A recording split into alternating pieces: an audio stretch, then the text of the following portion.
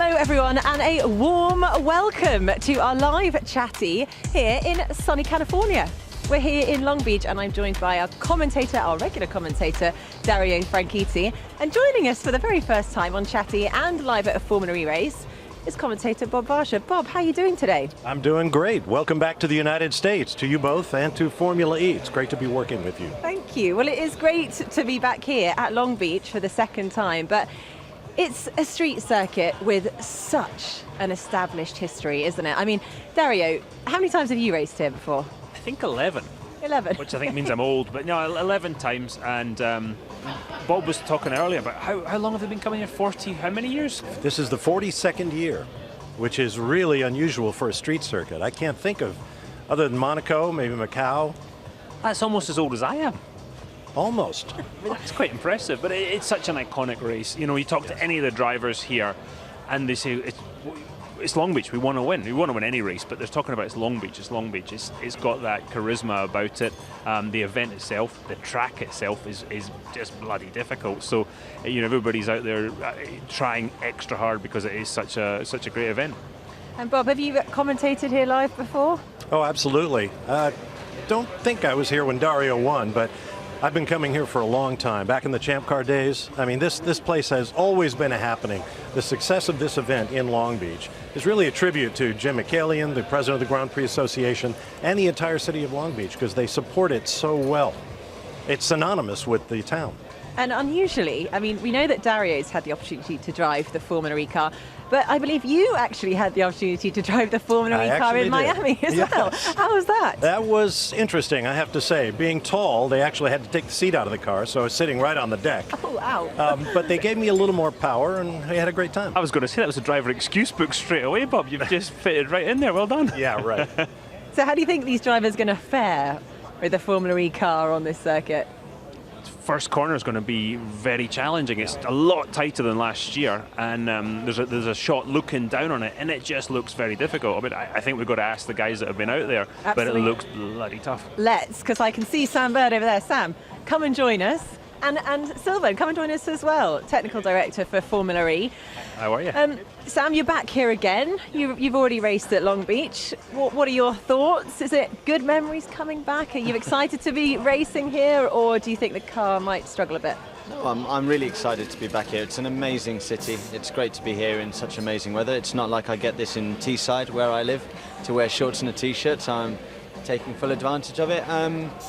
I heard Dario then just speaking about the first corner. That's going to be the trickiest part of the track. We drove in the shakedown just now, and I've never had a track where the curbs are not close together. There's a curb and then a gap and then a curb and then a gap, and the issue is that the car takes off, lands, settles, then takes off. It's not like a rippling effect over a normal curb.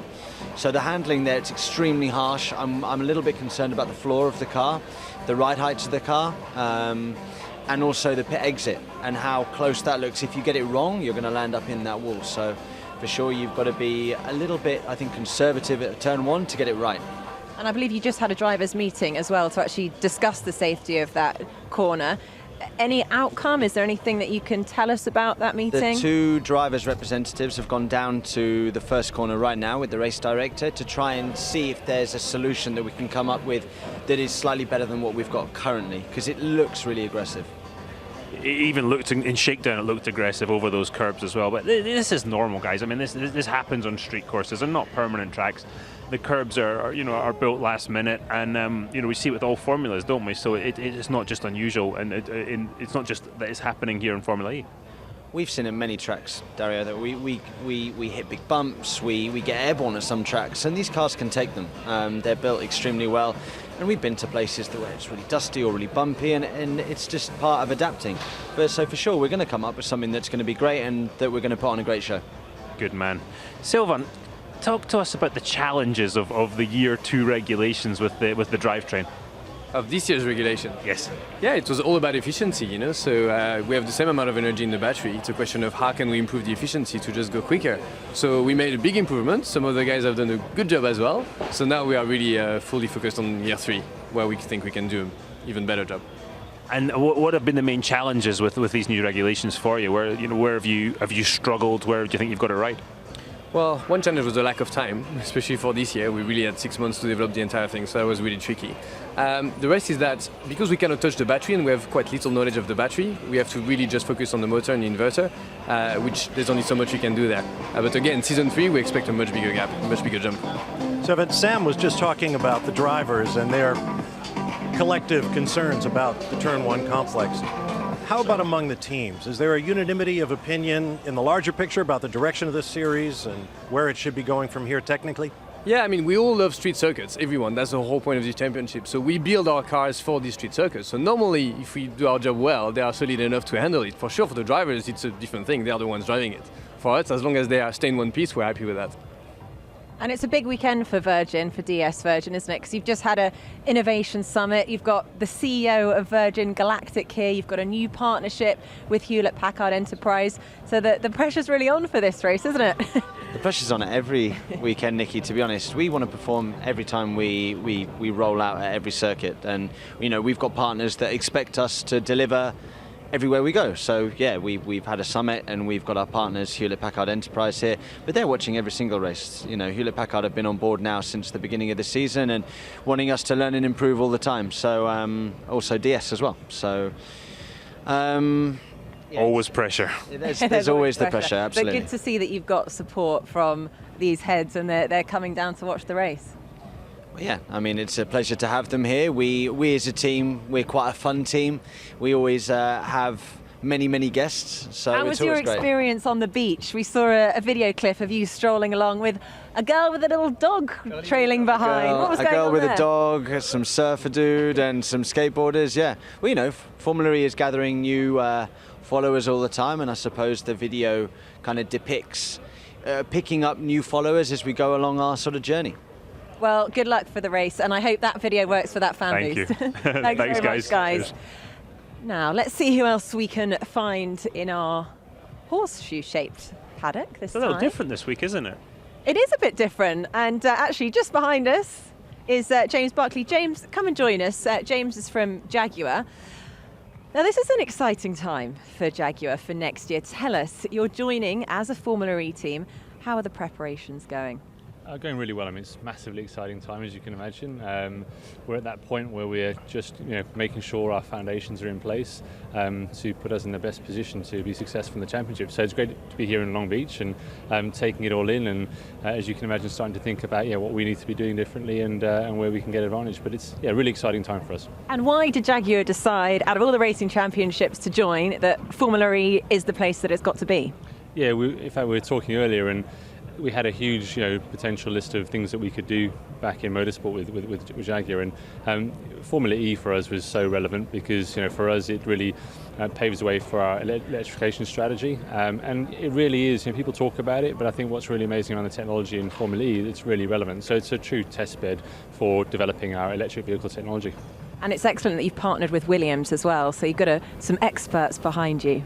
Yeah, we sure have, and with most OEMs, we want to create the best, if you like, stable structure, which has the best level of experience and expertise. And we have a long association with Williams, Advanced Engineering, and with Williams. And so for us, it's a great partnership, which will make sure that Jaguar returning to the sport with a full works team, we're making the best foundations possible. But I mean, as Jaguar, it's Jaguar. I mean, you think about it, coming back, it's not a brand you would think of with electric vehicles, but it's phenomenal for Formula E, and it's really cool for Jaguar. And I think it shows that you guys are looking so far into the future where you're going.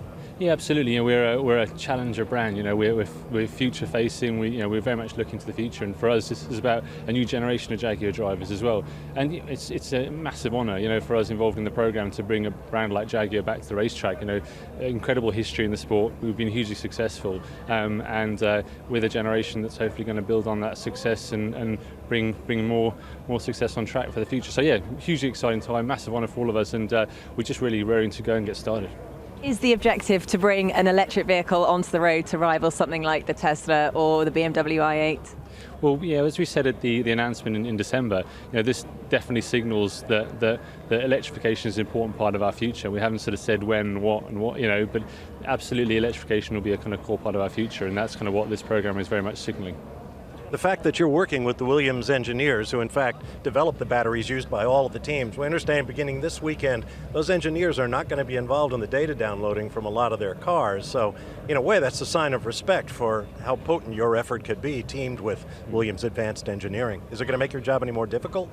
Well, to be honest, that actually started as soon as we announced our entry into the championship, and the fact that clearly we would have that expertise and that involvement of with Williams. So that started straight away for that exact reason, for full transparency, that we don't have any of that information. So I think there's as with all these things, we've not run a car for 2 seasons. So when we enter the championship, there's a lot of very successful teams here who are doing a phenomenal job. So we have to catch up. If anything, we've got the bigger job to do. We've got to catch up. We've got to not only on the technology but also on the race strategy. So we've got a big mountain to climb, but it's one that we relish. That's why we're here. Excellent. Well, James, thank you so much for joining us on Chatty, and thank you, James. We are very excited about your arrival in season 3. Thank you. Cheers. Thanks, James. Right, now, Exciting, I tell you what. I wonder when we'll see the first all-electric Jaguar streetcar. I don't think it's that far away. I agree with you. Let's grab birthday boy, Oliver Turvey. Come and join us. Happy birthday. Happy birthday. Are you going to sing, Nicki? Is it rude to ask how old you are? I do actually know, but I'm not sure. How old are you today, Oliver? 29 today, so just Big baby. 29. yeah, it's gone quickly, but Have you managed to actually celebrate at all, or have you just been working? no, it's been a pretty busy day, usual kind of preparation day before Formula E, and but no, it's good to be at a racetrack. I think the last 2 years I've been on a plane, so at least travelling somewhere. So at least it's good to be here in Long Beach and here with Formula E. You've been pretty busy since the last Formula E race, haven't you? Yeah, I've been since Mexico. Been out in Japan testing with Honda in Super GT. So now got the first race of that next week. So straight back out to Japan. But now I managed to have a little bit of a break for the last few days here. Came to the US on Monday. So had a good friend of mine lives close by. So had a few days chilling out and catching up. So that's been really nice ahead of this race. So you're chilled out and ready to go. How's the car looking? Any improvements, do you think? The team are pushing hard always, and they made. We brought some new wheels for this race. Those are cool. I saw those earlier. Yeah. I like those. Yeah, they got like discs on the outside, so hopefully they'll make us go a little bit faster. And we'll have to see. I think this track's a little bit faster than certainly Mexico, so should hopefully suit our package a little bit better. But it's always going to be difficult with our kind of compromises we have. I was going to say the car looks like it can be quick, but it's all on a knife edge all the time. Is that fair? Yeah, I think in Mexico in free practice, we put in some good laps, and then in qualifying it was unreal how different it felt, and it's very much on a knife edge. If you get the lap right, it can be competitive, but it's very easy to lose the rear, and it makes it a tricky car to drive. But trying to get the most out of the package we have, and hopefully we can here this weekend. Okay, well, we wish you all the best for tomorrow, and I hope your team have got you a birthday cake. And if they do, can you let me know? Because I was just about, you beat me to it. Congratulations. Thanks, Oliver. Yeah.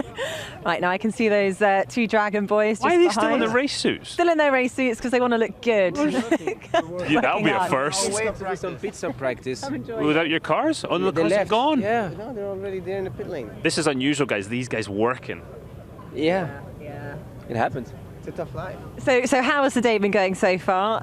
You weren't on the top step, but you did actually win the race in Mexico City. Good celebration? Yeah, it was a great celebration. Not sure I remember us it all. more. I don't remember everything, but no, it was great, and actually I had dinner sat next to Lucas that night. So I thanked him because it's the second time this happened, but it was a good celebration. It was better than yesterday's race, go-kart race, Nicki. I don't know what you're talking about. We had a bit of a go-kart race yesterday on the electric go-karts. The drivers the media went first, and they stopped our carts because they had this remote control that basically effectively controlled all the carts and slowed us down. So they slowed them down. They slowed them down. You could win. No. So I went slower than everyone else. But then I had the remote control when the drivers were racing, and I basically picked on his cart because you could choose the cart. Anyway. We digress a little bit. Yeah, we do, exactly. You can watch that video online if you want. But tell us, what do you think of the track here? Because I know there's been a few issues with that chicane that some of the drivers have been talking about. The track is fine. I mean, last time I spoke to you was I think was in Buenos Aires, and I put the car in the wall. Today we were the fastest, so it's it's much better. No, the track is fine. I mean, we've been here, you know, the area. There is a lot of history here in Long Beach, and it's cool to drive around, to be in California, and to have fun here. So it's also the home race for Dragon Racing.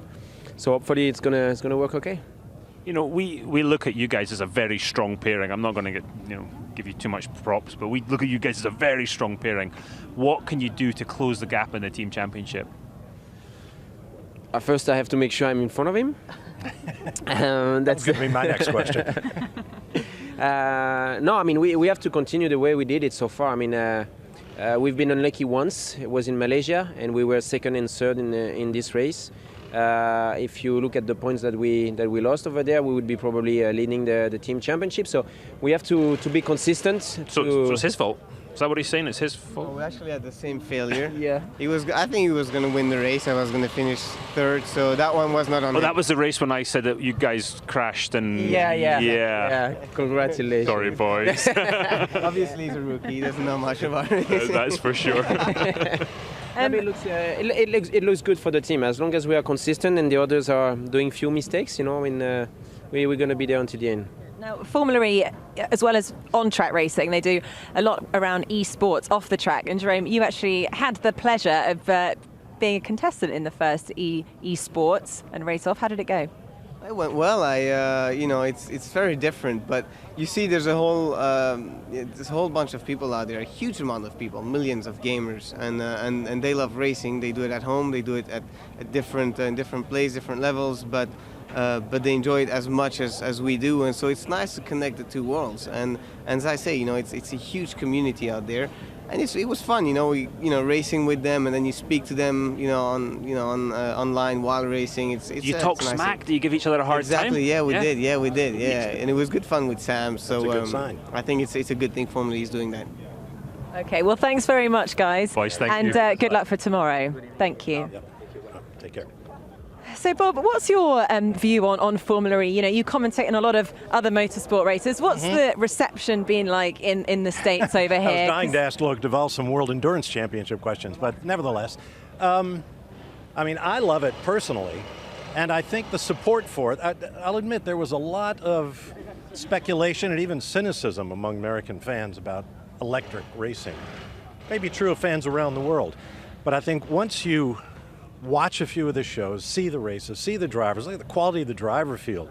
I think a driver's not going to come out and add this to his career resume unless he thinks it's something exciting and rewarding to do. So to have a field of this quality and to see these cars and create this kind of new technology and being right at the very bottom level as they begin that upward climb, I think it's just fascinating to watch. And I think the American fans are coming around to it. And when you see companies like Jaguar and Aston Martin's announced an electric street car, and Ferrari will be out there, and all of the big three manufacturers in America investing heavily in electric technology, can't be anything but good. And from a commentator's perspective, I'm sure racing is racing. Absolutely. I can see Daniel Abt over there. Daniel, come and join us. Hey, Daniel. How you doing? It's that singing guy here. Come and join us. Now, what happened in the last race? Oh, it was all going so well. Well, pretty easy. I just lost it. Was a bit weird. In the beginning, I thought that I had something under my car because my steering wheel suddenly was straight and I was just into the wall. It was not that I was too fast or hitting the curb too much. I saw there was a 360 degrees on board that I saw. So after looking at that, I still can't tell exactly what happened, but in the end looks like it's my fault and I have to do better next time. And I hear that Lucas di Grassi has got his own team next year. What's going on there? I'm the second driver. Dario's the second driver. I'm hoping, was that an April Fool's? Yeah, of course it was. I mean, I don't know. I think I gave him the idea. I said we need to fool someone, and then he came up with that. And his wife actually is a graphic designer a bit, so she designed a car that looked a bit different. And what is it? Depleted uranium gearbox, so he's always going to be overweight. Is that correct? Yeah, let's not start with the weight topic again. Lucas did an April Fool's thing on Instagram. It was really, really good. It had me going for a minute, but it was fantastic. It did. On that subject, What's this about you and singing and no clothes or something? You want to fill us in on that one? Well, on the say no. on the way here, I was a bit bored in London at the airport waiting for my flight, and then I was looking at the fan boost leaderboard, and I saw I was all the way down to 16. I said, why? You know, I need to do something. And then I just put up a tweet saying that if I win it, I'll go naked on the grid singing Taylor Swift songs, which I thought would be so ridiculous that people would not take it serious, but somehow everyone took it serious, and now they seem to, I don't know, try to push that. It's my most retweeted tweet ever. Where are you at the moment in the fan boost standings? I think I look quite safe. I went up to 6th or 7th. You're not in the win, because I can tell you that it's Sarrazin, Ambrosio and Degrassi at the top at the moment. Yeah. So I'm not sure I'm too sad about that. I believe you're in 7th. Yeah, so that's Well, getting closer. Yeah, maybe, I don't know. If Taylor Swift retweets it, I might make it into. If not, it's all right. Really. So that's a real shout out. Call to action. Hashtag fanboost. Hashtag Daniel Apps. FIAFormulaE.com/fanboost. Go for it. And then you'll dance. But let's think less about dancing and more about the racing tomorrow. How do you feel about this track? How does it rate in your top 10 tracks? Well, as a driver, you always like tracks where you do well. So I was on pole last year, so I certainly like it. I'm a huge California fan. I like it when the sun is shining, and I think it's a great track with a lot of history. And we had a nice race last year. I think it's a good place to race at, and I just can't wait to go out again tomorrow. Do I dare ask, have you weighed the cars yet? Yeah, I think they did. You really You're not stopping on that, huh? New skills or the same skills? We had 10 different scales to make sure we're on the right window. No, I think we're good, hopefully. Huh? Thank you. Good. Well, that's what we like to hear. Well, have a good race for Saturday, and we wish you all the best. Thanks Daniel. And fingers crossed we might get to see him dance naked to Kylie Rae Jepsen. Is that it? Now, be careful what you wish for. What were they? 1.7 kilograms underweight. I mean, there's no advantage to be gained from that. It's obviously a mess up. But the rules are the rules. I know the rules are the rules, but it wasn't cheating. It's a bad mistake from somebody, and I'm sure they... Or that famous American college basketball coach say there's a difference between breaking the rules and cheating. Yeah. Yeah, I'm sure he's paying the penalty. Although Jerome D'Ambrosio seems very happy because he's had 2 wins now, despite not being on the top 7 He's podium. president of the Lucas Degrassi fan club at this point. Yeah. Right, so we're here at the Andretti Another home team. Formula E team, and I can see Robin Frains and Simona slowly coming over. Come and join us, guys. Hi, guys. How are you both? Hey. How are we doing? Sure. Welcome to America, by the way. Despite racing for an American team, Robin's never been to the States before. How was your first day in America been? Weather's good, so everything looks good. Okay. I'd like to hear a positive response. And how about Long Beach? I'm sure you've heard about the Long Beach Grand Prix circuit before. Yeah. Is it a surprise in any way? Different than what you expected? I've seen it a few times on TV, so I kind of have something in mind how it looked like, and it did, so not really anything spectacular. Mm-hmm. So, just so you know, Bob, Jack Nicholls is president of the Robin Frains fan club. Oh yeah, somebody told me that. Yeah. I mean, Why he's not here? He disappoints me now. he's in another series this weekend where he's chasing the big bucks and international What kind of stardom. series? Formula One. What's that? Yeah. I don't know. I don't. We should call him and ask him. Another place probably- famous for sand. Yeah, he's Without the doing beach. that. But from somebody that's never been to America before, somebody who's done a lot of driving here. Simona, you've raced here how many times? I think 7 times, so quite a lot, yeah, pretty much. And had a cracking win here as well. Yeah, I did actually. Won my first Atlantic race here in 2008, so pretty special place to be here, and it's always cool to come back to the US because most of my career has actually been shaped here, so it's nice to be home. Now, how are you thinking for this weekend? How are you feeling with the cars, and how do you see it going? Yeah, hopefully good. You know, in Mexico actually we had a pretty good stint going in the first car, and I know the track here. I really like it. You know, some of the corners are pretty flowy. You can carry some speed. That's something I tend to like. And the only tricky part I think is going to be really the first chicane. Looks really interesting right now after the shakedown. So, but yeah, looking forward to it. What's been the struggle this year for you with the car? Which part have you really found difficult? I think just adapting to not really having a lot of downforce in the car, and just actually how you have to drive the car. You really have to throw it around, and I think I was more more precise a little bit when I was driving the IndyCar and things like that. That I kind of have to forget a little bit here and throw it around a little bit more. And then also in the race, the energy management is quite tricky to figure it out and to be consistent with it. And Andretti obviously have an incredible history here, so many wins. Do you feel that their reputation is now resting in your hands? No tough pressure there. Pressure. You can tell I'm not a driver. Well, of course, it's a home race of Andretti, and we're going to do our best like every other race, but I think we see it as a driver as any other race. And Simona? Yeah, I think Michael and Mario have a lot of history here, so it's nice to be racing for a team with so much history in Long Beach. So yeah, like Robin said, every race, we have pressure and try to do the best we can. And but yeah, it'd be nice to have a really good result here. Over where the Indy cars are racing in Phoenix this week, Michael Andretti announced a 5th car for the Indianapolis 500, the 100th running of America's greatest race and one of the world's greatest. Do you all have any sorts of plans to be there at Indy? Well, I'd love to be there. Unfortunately, with the Berlin race in qualifying, it's a little bit difficult to do. Yeah. But yeah, maybe we'll definitely try to attend because it's 100 running. I wish I was in the car, but maybe not this year. That's the hard bit of going to the race when you're not in the car, right? Exactly. We've got Lucas Di Grassi here. You feeling a little warm or what with the t-shirt? I don't have any extra gear. Yeah, that's the only thing I have. I was expecting warm weather here in LA. Yeah, me too. It's crazy. So we're looking forward to hearing about your team for next year. Yeah, Di Grassi Motorsport. Yes, tell us more. And your second driver? Yeah, Dario asked to join the team. We're still analyzing some possibilities, but yeah, it's you're a team owner already. No, it was a good joke, but a lot of people took it seriously, and yeah, especially the Germans. They don't really understand my sense of humor. The guys at the team told me that one of the big newspapers in Germany called and asked who's going to replace you in the team. Yeah, it's true. It was a big thing. They were about to print out the article, like a serious entry, and asking who's gonna do the backing of the team, the sponsor, drivers. I said, okay, guys, it's April's Fool's joke. Huh? Well, I looked in the booth. I was sitting with Bob. We were going over some stuff. Oh look! Whoa, wow! Look! Oh.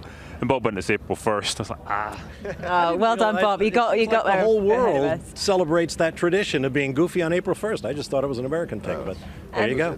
Now, Lucas, as your attention's turned to this weekend, I know it was a really bit of disappointing news after the end of Mexico City. It was such an incredible celebration, and to be told that the car was underweight by such a small margin.